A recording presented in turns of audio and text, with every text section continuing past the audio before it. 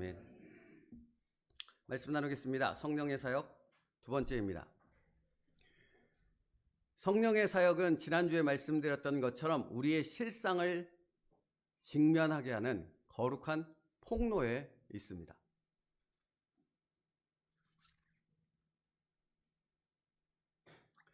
성령님은 오순절 때와 마찬가지로 사람들의 영적 실상을 그대로 드러내십니다. 베드로의 설교를 통해 성령님은 유대인의 감추어졌던 죄를 드러내며 폭로하셨습니다. 사도행전 2장 23절 24절인데요. 너희가 법 없는 자들의 손을 빌려 못 박아 죽였으나 하나님께서 그를 사망의 고통에서 풀어 살리셨으니 이는 그가 사망에 매어 있을 수 없음입니다. 너희가 법 없는 자들의 손을 빌려 못 박아 죽인 그가 누구입니까? 그분은 그냥 예수님이 아니시죠. 하나님께서 구약에서 보내시기로 약속하신 그 메시아이신 예수 그리스도입니다. 근데 그를 법 없는 자들의 손을 통해 그들은 죽였다고 베드로는 말하고 있는 것입니다. 또 36절에요. 그런즉 이스라엘 온 집은 확실히 알지니 너희가 십자가에 못 박은 이 예수를 하나님이 주와 그리스도가 되게 하셨느니라. 이 엄청난 얘기 아닙니까? 너희가 그를 십자가에 못 박아 죽였어. 너희가 그런 악함, 그런 죄를 저질렀어. 그런데 하나님께서 그를 다시 살리셨을 뿐만 아니라 그를 하나님께서 인정하시는 주로 약속된 메시아이신 그리스도로 확증하셨어. 누가? 하나님께서. 그러니까 이것은 엄청난 폭로인 것입니다. 유대인의 입장에서 이 말을 듣는다면 그야말로 당장 죽어도 어디에 있을 수도 없는 그런 비참함의 상태를 느낄 수밖에 없는 이 엄청난 폭로와 드러내심을 성령께서 베드로의 입을 통해 행하셨다라는 것입니다. 성령의 사역은 바로 그런 것입니다. 우리의 죄를 드러내십니다. 우리의 믿음 없음을 드러내십니다. 오늘 본문 8절에 예수님께서 성령께서는 세상을 책망하시리라 그랬잖아요. 세상을 책망하시리라. 책망이라는 이 단어 속에 담겨있는 의미가 드러내다, 폭로하다, 밝히 보이신다 하는 의미를 갖고 있는 겁니다. 성령께서는 계시된 진리의 말씀을 믿지 않는 죄를 드러내십니다. 하나님을 대적하고 그분이 보내신 그리스도의 말씀을 진리로 받지 않는 바로 그 죄를 폭로하신다라는 것입니다. 그래서 예수님이 저희가 나를 믿지 아니함이요 라고 말씀하시는 겁니다. 사랑하는 성도 여러분, 그러니까 불순종은 단순히 하나님 말씀에 내가 지금 따르지 않아, 지금 이 순간만 하나님의 뜻에 따르지 않아, 그 정도 수준이 아닌 거예요. 성경이 말하는 바가 무엇이에요? 하나님을 대적하는 것이고 진리를, 영원한 생명을 받지 않는 것이 불순종이다 라고 말씀하고 있는 거라고요.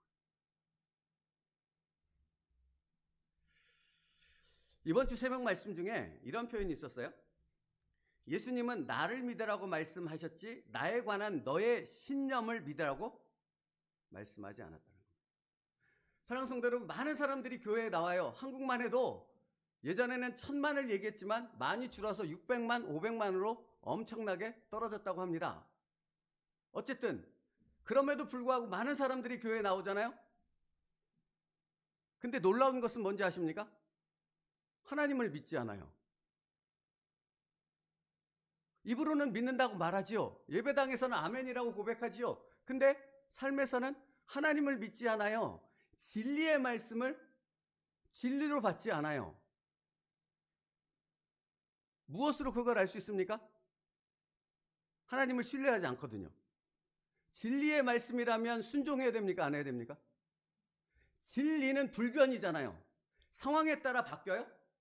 시대에 따라 바뀌어요? 사람에 따라 바뀌어요? 그럼 진리가 아니죠. 그건 진리일 수 없죠. 진리는 상황과 시대와 상황과 형편과 사람과 모든 것을 다 뛰어넘어서 언제나 그대로 적용될 수 있는 것이 진리 아닙니까? 그러므로 진리를 믿는다는 것은 그 진리대로 순종한다라는 것인데, 믿지 않으니까 순종하지 않아요. 교회는 나오는데 순종하지는 않아요. 하나님의 말씀을 진리로 받지 않아요. 다시 말씀드려요. 성령의 사역은 무엇이라고요? 그 믿음 없음을 폭로하신다고요. 내 그 믿음 없음을 드러내신다고요.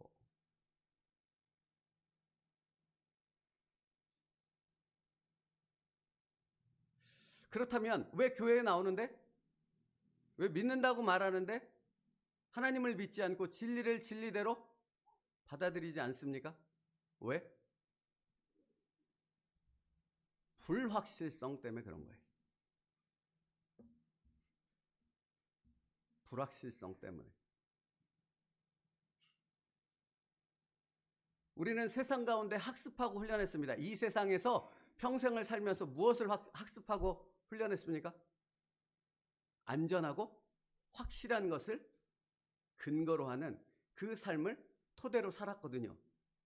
그러니까 내 생각에 뭔가 좀 더 안전하고 뭔가 좀 더 확실하고 뭔가 믿을 만한 근거가 있게 되어졌을 때, 내 손에 붙잡는 뭔가가 있을 때 우리는 확신을 갖고 안전함을 갖는다고요.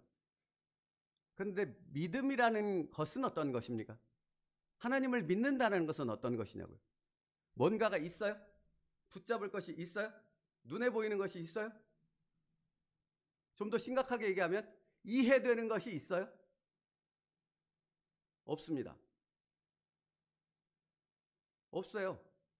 근데 믿으면 이해의 문이 열린다고요. 믿으면 하나님을 확신한다는 그 의미가 무엇인가를 그때서 깨닫게 되어진다고요. 답답한 눈으로 저를 보지 마십시오. 하나님의 방법이 그거인데 어떡하겠습니까? 하나님이 하나님 되심을 알리시고 하나님이 믿음의 자녀로 세우시는 방법이 그것이라고요. 성경을 보시라고요. 그러니까 제가 다른 말을 한다면, 제가 성경을 벗어난 얘기를 한다면 들을 필요 없겠으나 성경에서 그대로 말하고 있다면 그것을 믿고 그것을 붙잡아야 되는 거예요. 불확실성 속에 은혜라고요. 이게 성경이 말하는 바라고요. 성경은 확실한, 우리 이성적으로 우리의 상식과 합리와 논리적으로 뭔가 붙잡을 만한 확실한 것을 통해 그러니까 믿어 이렇게 말하지 않는다고요. 홍해를 건널 때 그렇게 건넜냐고요. 요단강을 첫 발을 내디딜 때 그렇게 건넜냐고요. 아니라고요. 나아만이 문둥병이 나을 때 그렇게 나았냐고요. 아니라고요. 믿어. 믿고 순종했더니 그 다음에 하나님의 확실성 안에 거하게 되는 진정한 믿음의 사람으로 바뀌게 되어졌더라. 이게 성경의 방식이라는 말입니다. 그러면 그때 그렇게 역사하셨던 하나님이 지금 이 시대, 우리가 사는 이 시대에는 방법을 바꾸시겠습니까? 그럴 리 없죠. 천만에요 만만의 콩떡이라고요. 그럴 리 없습니다. 하나님은 동일하게 인도하시고 역사하십니다. 불확실성의 은혜라고요.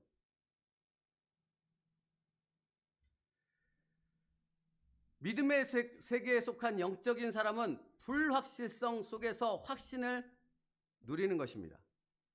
그러면 불확실성에서 확신을 누린다는 말을 좀 더 구체적으로 설명한다는 것은 이런 것입니다. 이성적으로, 논리적으로, 합리적으로 우리가 세상의 방식으로 생각할 때는, 믿음의 세계에서 생각하면 모든 것이 다 불확실해요.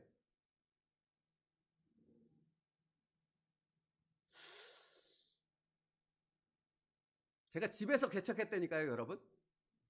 제 주변에 있는 모든 사람들이 다 만류했는데 왜 만류했겠습니까? 불확실하다는 거죠. 아니, 상가에서 버젓이 건물을 갖고 개척해도 요즘에는 안 돼. 그래도 안 돼. 그래도 교회가 안 돼. 근데 미쳤어? 집에서 하면 누가 알아? 누가 거기를 교회라고 알고 찾아가겠어? 뭐 때문에 반대한 거예요? 불확실성 때문에 그런 것 아닙니까? 근데 여러분, 그 불확실성에 믿음으로 나를 맡기게 되어졌을 때 그 안에서 나는 누구를 확신하게 돼요? 하나님을 확신하게 된다고요. 그게 불확실성의 은혜라고요.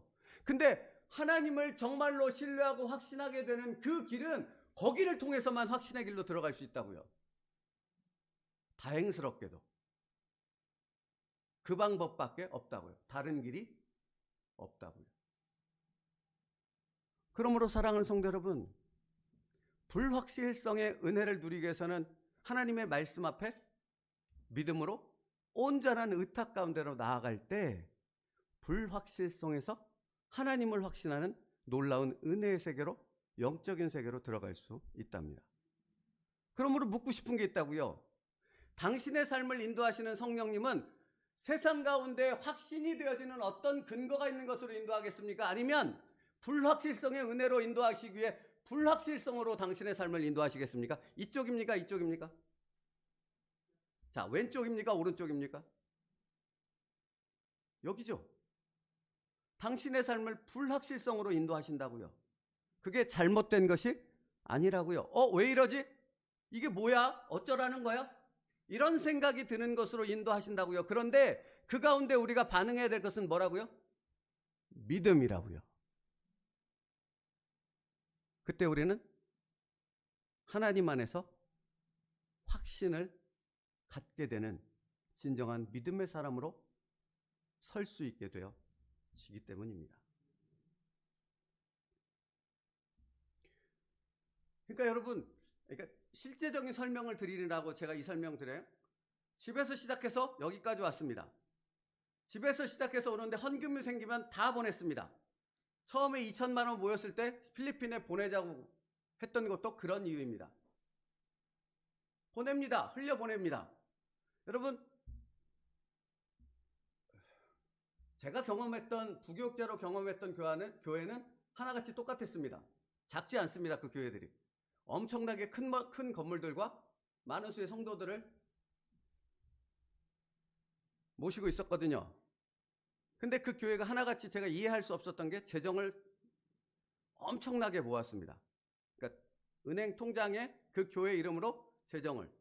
첫 번째 교회도 엄청나게 돈을 모았고 두 번째 교회는 현금만 100억이 있었던 걸로 제가 들었습니다. 엄청나게 돈을 모으더라고요. 근데 여러분, 돈을 모은 것은 왜 모으는 겁니까? 여러분도 돈 모으시죠? 노후를 위해서 돈 모으시죠? 왜 모으십니까? 아니, 제가 나쁘다고 말하는 거 아닙니다. 그렇게 표정 짓지 마시고. 돈을 모으잖아요. 왜 모읍니까? 미래에 대한 보장 아닙니까? 노후에 대한 보장 아닙니까? 무엇이 있어야지? 돈이 있어야지. 그죠? 근데 교회가 돈을 모아요. 왜 돈을 모아? 백년지 대계를 바라본답니다. 내 이후에 목사들이 와서 계속해서 교회 안에서 뭔가를 하게 하기 위해서 재정적으로 준비한답니다. 그런데 여러분, 그거는 믿음이 아니라고요. 불확실성의 은혜가 아니라 세상의 똑같은 논리로 세상이 가진 그 합리적인 범위 안에서 내가 확신할 수 있는 어떤 근거를 가지고 내 미래를 보장받겠다, 그 얘기 아닙니까? 근데 그게 교회라고요. 교회일 리 없죠. 하나님의 교회는 그렇게 되어지지 않는거든요.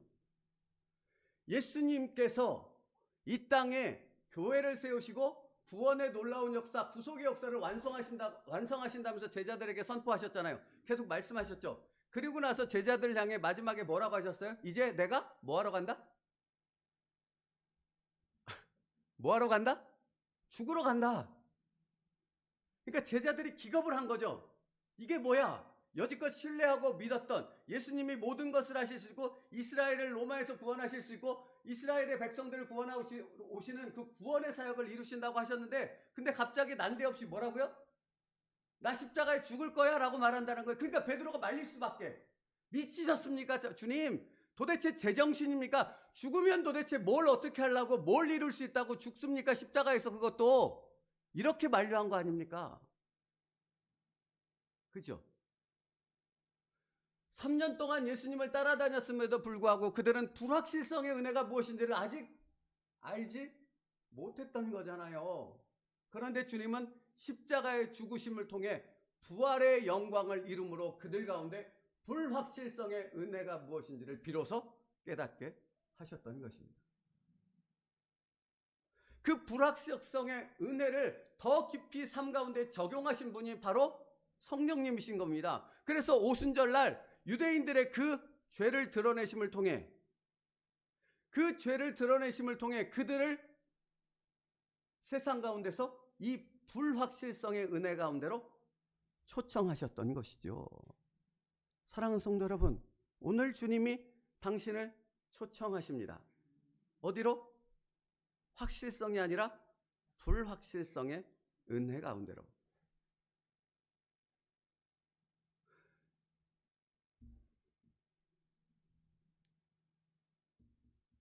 얘가 자꾸 생각이 나서, 그러면 아무래도 이거 몇 시간은 될 것 같아서 성경 하나만 찾겠습니다. 고린도후서 4장 7절이요.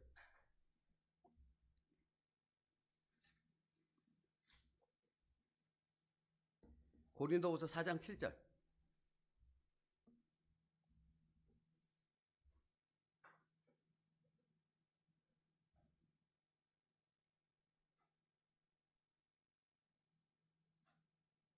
신약성경 290페이지 고린도후서 4장 7절이요. 그걸 펼쳐놓으셔야 돼요. 4장 7절 우리 같이 읽겠습니다. 시작. 우리가 이 보배를 질그릇에 가졌으니 이는 심히 큰 능력은 하나님께 있고 우리에게 있지 아니함을 알게 하려 함이라. 아멘. 여러분, 이 말씀만큼 불확실성의 은혜를 명확하게 드러내는 말씀이 없어요. 여기 보배와 질그릇을 말합니다. 보배는 무엇이고 질그릇은 무엇입니까? 보배는 하나님이시고 질그릇은 나입니다. 근데 이게 엄청난 구조화인 거죠. 질그릇은 무엇을 상징해요? 깨지기 쉬운 거, 넘어지기 쉬운 거. 그러니까 우리의 연약함, 너무나 쉽게 깨지고 너무나 쉽게 넘어지고 너무나 쉽게 포기해버리는 그 질그릇과 같은 존재가 바로 나라는 겁니다. 근데요, 이 놀라운 것이 뭔지 아십니까? 이 깨질 것 같은 질그릇에 아무것도 아닌, 아무것도 담을 수 없는 이 질그릇 같은 이 그릇에 뭐가 담겼어요? 아니, 보배인데 뭐가 담겼어요? 하나님이 담긴 거예요. 아니, 이 질그릇에 하나님이 담긴 거예요. 그 담기신 하나님이 누구예요? 창조주요 전능하신 하나님이요, 지금도 당신의 뜻대로 이 세상 모든 만물을 다스리시는 완전하신 하나님. 그 보배가, 그 하나님이 이 깨어지기 너무 쉬운 질그릇 안에 담겨 있다는 것입니다. 이것이 무엇을 의미해요? 이 이해할 수 없는 질그릇에 담긴 이 보배를 통해 우리는 하나님과의 관계를 맺게 되며 그 진리가 무엇인지를 깨닫게 되므로 불확실성의 은혜 가운데 살아간다라는 것이 무엇인가를 알게 하시기 위함이라는 겁니다. 다시 말하면 이런 겁니다. 깨지기 쉬운 질그릇이잖아요. 언제든지 깨지고 넘어지고 부서져 버릴 질그릇이잖아요. 근데 이 질그릇이 깨지지 않고 보존될 수 있는 것은 왜일까요? 내 안에 계신 그 하나님을 전적으로 신뢰하며 그분께 온전히 모든 것을 의탁하게 되어졌을 때 이 그릇은 더 이상 깨지지 않는 하나님이 함께 하시는, 하나님의 권능과 영광과 그 엄청난 능력을 드러내는 하나님의 도구로 바뀌게 되어진다라는 것입니다. 그러니까 여러분, 나는 여전히 깨집니다. 나는 여전히 넘어집니다. 근데 내 안에 누가 있어요? 하나님이 계십니다. 그 하나님께 전적으로 나의 삶을 의탁해 보십시오. 그러면 하나님께서 책임지시는 아버지 되어주심을 당신에게 보여주실 것입니다. 그런데 여러분, 여기서 놓치지 말아야 될 중요한 것, 전적인 믿음으로 하나님 앞에 전적인 의탁 가운데로 나아가지 않는다면 여러분은 세상의 논리로 여지껏 훈련하고 배워왔던 그 확실성에서 벗어나 불확실성의 은혜로 들어갈 수 없다라는 겁니다. 다시요, 십자가의 죽음이 없이는 뭐로 나아갈 수 없어요? 부활의 영광으로 나아갈 수 없습니다. 그러니까 뭐 해야 돼요? 죽어야 돼요. 요새 계속 말씀드리지 않습니까? 나는 날마다 죽노라. 그죠? 나는 날마다 죽노라. 그러면 내 안에서 누가 사세요? 예수님이 사십니다. 이게 믿음이에요. 이게 우리가 믿는 신앙이라고요. 그러니까 성령님께서는 당신의 이성이, 당신의 그 의지가 사는 곳으로 인도하는 것이 아니라 당신의 이성과 의지를 끊임없이 죽이는 그 삶으로 인도하신다고요.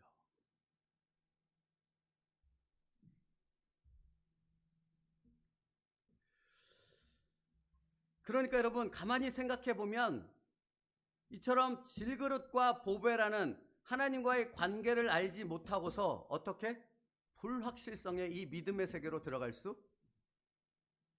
있겠냐고요.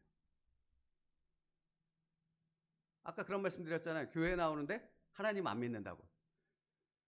교회는 나오는데 진리의 말씀을 진리로 받지 않는다고. 왜요?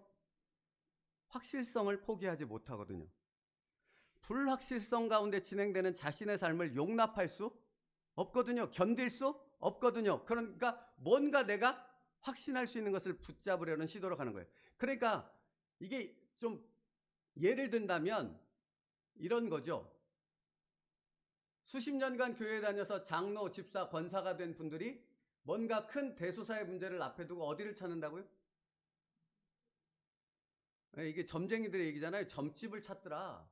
나 장로인데 점 보러 왔대요. 여러분, 근데 이게 왜 그럴까라는 질문을 던져보면 정확하게 답이 나오지 않습니까? 기도했는데 확신이 없는 거예요. 뭔가 하나님을 믿는다고 고백했는데 뭔가 지금 중요한 그 문제를 해결할 수 있는, 자기가 붙잡을 수 있는 어떤 확신이 안 보이는 거예요. 잡히지 않는 거예요. 그러니까 그것을 얻고자 어디를 찾아요? 점집을 찾죠. 복채를 내고 점쟁이한테 귀신의 얘기를 듣죠. 불확실성의 은혜가 무엇인지를 그들은 아직 모르기 때문이에요. 완전히 하나님께 내려놓으시라고요.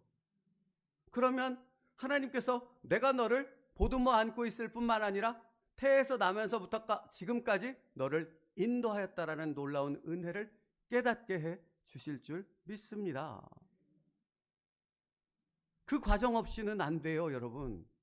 그 죽음의 과정 없이는 부활의 영광으로 들어갈 수 없답니다. 그러니까 나를 포도주 틀에 짓이겨서 포도즙이 되어져서 물이 되기까지 나를 짓이기는 과정으로 성령님께서 인도하신다고요.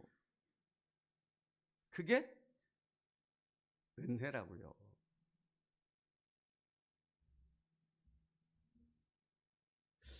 오늘 본문 말씀에 의에 대하여라 하면 내가 아버지께로 가니 너희가 다시 나를 보지 못하미요 라고 말씀하잖아요. 내가 아버지께로 가니 라고 말씀하잖아요. 예수님께서 아버지께로 간다라는 것은 무엇을 의미합니까? 이제 더 이상 우리가 죄인이 아니라 의인이 되었다라는 말이에요. 그 말은 무엇을 의미합니까? 그것은 무엇을 의미합니까? 내가 죄인일 때는 하나님께 나아갈 수 있어요? 하나님과 관계를 맺을 수 있어요? 없잖아요. 근데 예수님께서 이제 십자가의 구속을 완성하시고 부활하셔서 하나님께로 감을 통해 내가 예수 그리스도의 의로 덧입혀져서 누구에게 나아갈 수 있고 누구와 관계를 맺을 수 있어요? 하나님과 관계를 맺을 수 있는 자가 되어졌습니다. 그러니까 다시 말하면 불확실성의 은혜를 누릴 수 있는 자가 예수 그리스도의 십자가로 말미암아 내가 되어졌다라는 의미입니다. 그러면 어찌하여 이 불확실성의 은혜를 누리지 못하고 여전히 세상 가운데, 세상의 논리 가운데 무언가 확실하게 붙잡는 것을 쫓아가는 그런 어리석은 자의 삶을, 믿음 없는 자의 삶을 계속 하시느냐고요. 불확실성의 은혜 가운데로 들어오십시오.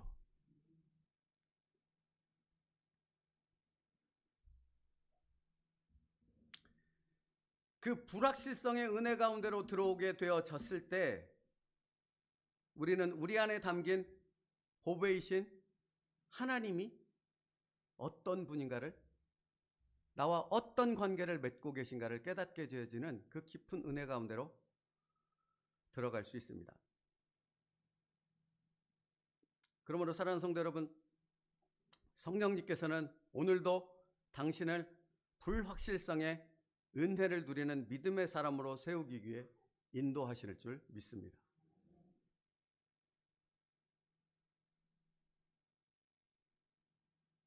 그러므로 나의 기대와 나의 계획과는 다른 상황이 여러분의 삶 가운데 발생하거들랑 무엇을 기억하셔야 되겠습니까? 불확실성의 은혜를 기억하십시오. 그때 하나님 안에서 우리는 기대와 소망 가운데로 나아가는 진정한 영적인 믿음을 가진 자가 되어질 수 있답니다. 어찌 그 기쁨을 포기하겠습니까? 어찌 그 은혜를 포기할 수 있겠느냐고요. 지금 하나님께서 당신을 그 불확실성의 은혜 가운데로 인도하고 계십니다. 그렇다면 남은 것은 거기에 온전히 나를 의탁하는 것만 남았죠. 그러면 여러분 숙제예요. 이게 숙제예요. 이번 한 주간 여러분의 삶 가운데서 그 하나님 앞에 온전히 나를 의탁한다는 게 무엇인가를 여러분의 삶 속에서 묵상하십시오. 그리고 순종하십시오.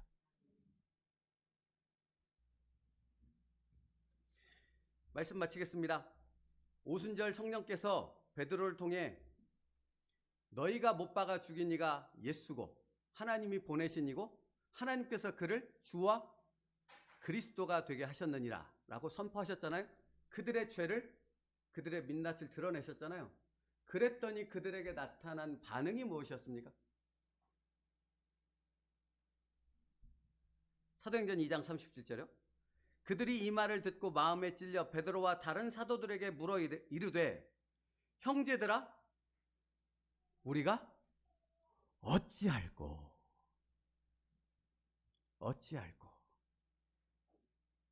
하나님의 불확실성의 그 은혜로 들어가는 그 과정이 이렇다고요. 여러분의 죄를 드러내고 믿음 없음을 하나님이 폭로하십니다. 그런데 그 폭로는 여러분을 저주하고 징벌하고 심판하시기 위한 폭로가 아니라 다시 여러분을 은혜 가운데로 회복하시기 위한 거룩한 폭로가 되어진다는 것입니다. 그 거룩한 폭로를 깨닫게 되어졌을 때 우리의 심령 속에서 나오는 고백은 딱 한 가지밖에 없다고요. 어떻게? 우리가 어찌할꼬. 나에게는 방법이 없음을 깨닫게 되는 거거든요. 내 인생을 내가 살아가는데 나에겐 방법이 없어요. 내가 오늘도 내 삶을 살아가고 내 가정을 섬기고 내 인생을 살아가는데 나에게는 방법이 없어요. 오직 누구에게만 방법이 있어요? 하나님에게만. 그게 내가 어찌할 거라는 고백이라고요. 내가 어찌할 거. 그때 하나님 앞에 전적으로 나를 의탁함을 통해 불확실성의 은혜가 무엇인지를 깨닫게 되어지는 그 엄청난 은혜를 누리는 자가 바로 내가 되어지는 것입니다. 그러므로 다시 말씀드립니다. 이번 한 주간도 성령님은 당신을 죽을래 살래라는 질문 가운데로 인도하실 것입니다. 뭐라고요? 죽을래 살래 그 선택의 길로 인도하실 거라고요. 그때 당신의 답은 무엇이어야 합니까?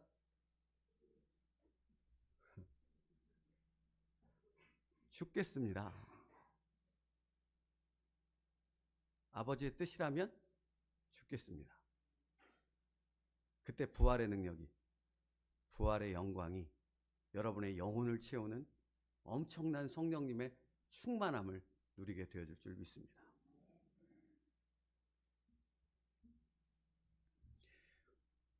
말씀 마치겠습니다. 집을 나간 탕자가 돌아오지요. 집을 나간 탕자가 돌아왔을 때 제일 첫 번째 깨닫게 되는 사실이 한 가지 있었습니다. 그게 뭔지 아십니까? 내 아버지가 나를 정말로 사랑하시는구나. 내 아버지는 하루도 빠짐없이 이 못난 자식을, 이 엄청난 폐역한 자식을 돌아오는 날이 언제인가? 동구박 그 언덕에 올라가서 하루도 빠짐없이 내 아들이 돌아오기를 기다리는 나를 정말로 사랑하시는 분이구나. 이걸 깨닫게 되어졌습니다. 왜 이 말씀을 드리는 줄 아십니까?